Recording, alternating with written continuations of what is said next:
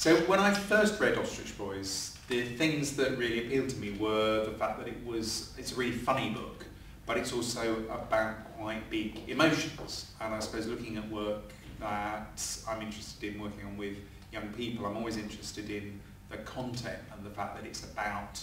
big stuff, it's about things that matters. And in a way, the stuff that Ostrich Boys is about as a book couldn't be bigger. But what Keith Gray does brilliantly in the book is to find a way to talk about big things, quite serious things, things that maybe sometimes we'd shy away from talking about with young people, but actually to do it in a way that's got a lot of humour and is brilliantly well observed, I think, in terms of particularly the central characters, but I think all of the people around the book, you really feel that there are big characters there. So one of the things that I wanted to do was try and make sure that those two things came through in the adaptation, that it was as true to the spirit of the book as I could be. And Keith's been incredibly generous in allowing me to write the play without worrying about messing up his book. So I hope when he comes to see it at the Old Repertory, he'll be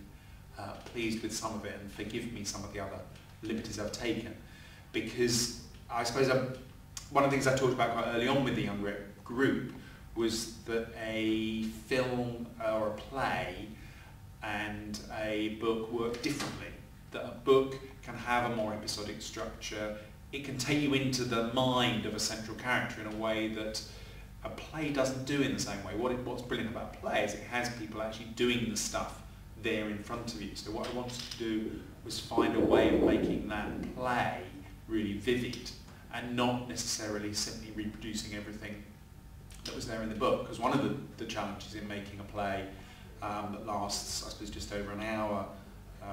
this production does, that's a much shorter time than it would take to read the whole book. So you lose stuff in terms of incidents, and you have to kind of concentrate the storytelling in a way so that we know what we're focusing on. But what I knew I had the chance to write for a really big cast, and that's a fantastic thing. As a playwright, often you're finding that the pressure is to write for fewer and fewer actors to get it down to 3 or 4 people. And there's something about knowing you're writing for a company of 20, which means you can be expansive, which means you can actually bring in characters who may be in a smaller cast play you wouldn't include. So I was really excited about the fact that we could see characters like Monroe and his kind of thuggy friends who torment Ross's family, the teachers who are part of the stresses that build up on Ross, and also Ross himself. And one of the things I've just seen a run through of the play, and one of the things that is very powerful in terms of the way the company are doing it, is that by having Ross present there, you really feel how much he exists in the minds and the imagination of his friends and how much he matters, which is something you can do on stage with a silent character, which is very different to a book. So that was one of the choices. I was also lucky because of the way that Hannah, the director, has been able to approach it, that she's been using the physical skills of the actors, their vocal skills. She's found a way of incorporating visuals and sound in the production, so that if it's a first experience of live performance for some people who are coming along doing it, or it's for a young cast who maybe are tackling roles that are quite demanding, I like the fact that it's using all of the languages of theatre, that there are things to hear, there are things to look at, and I hope that all of that gives you a sense of the kind of emotional core of the story. Because I think sometimes we're frightened, those of us who are asked to do work with young people, of the kind of the intensity of the material that we're asking people to deal with. This is a really awful story about people confronting quite frightening things,